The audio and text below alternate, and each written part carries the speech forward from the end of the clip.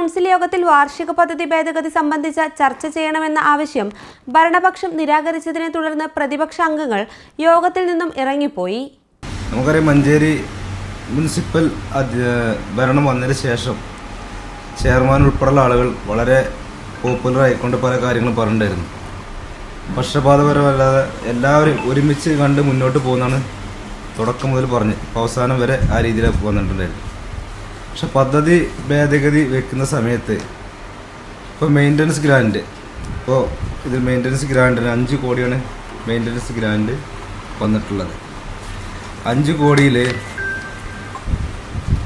ഏകദേശം 96 ലക്ഷം രൂപ മാത്രമാണ് പ്രതിപക്ഷ വാർഡുകൾക്ക്, അത് 16 വാർഡുകൾക്ക്, പ്രതിപക്ഷ വാർഡുകൾക്ക് ശരാശരി ഒരു വാർഡിന് 6 ലക്ഷം രൂപ വെച്ചിട്ടാണ് വകയിരുത്തിയിട്ടുള്ളത്. ബാക്കി വരുന്ന മുഴുവൻ തുകയും ഭരണപക്ഷത്തിൻ്റെ വാർഡുകളിലാണ് വെച്ചിട്ടുള്ളത്.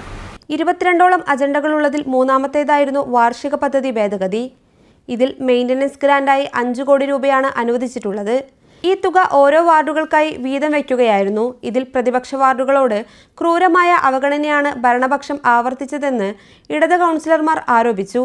5 കോടി രൂപയിൽ 16 പ്രതിപക്ഷ വാർഡുകളിലേക്കായി ശരാശരി 6 ലക്ഷം രൂപ വീതം 96 ലക്ഷം രൂപയാണ് അനുവദിച്ചത്.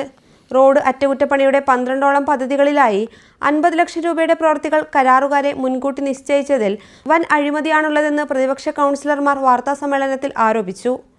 നഗരസഭയിലെ റോഡുകളുടെ തകർച്ച കണ്ടെത്തി എസ്റ്റിമേറ്റ് തയ്യാറാക്കി ആവശ്യമായ ഫണ്ട് അനുവദിക്കുന്നതിന് പകരം തുക പ്രതിപക്ഷ അവഗണനയോടെ ഓരോ വാർഡുകൾക്കായി വീതം വയ്ക്കുകയായിരുന്നു. 1 ലക്ഷം രൂപയ്ക്ക് മുകളിലുള്ള പ്രവൃത്തികൾക്ക് ഈ ടെൻഡർ വഴി നടത്തണമെന്നാണ് ചട്ടം.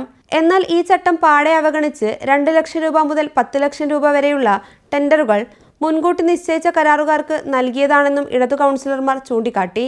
നഗരസഭയിൽ തെരുവു വിളക്കുകൾ സ്ഥാപിക്കുന്നതിലും കടുത്ത അവഗണനയാണ് കാട്ടിയതെന്നും പ്രതിപക്ഷം ആരോപിക്കുന്നു.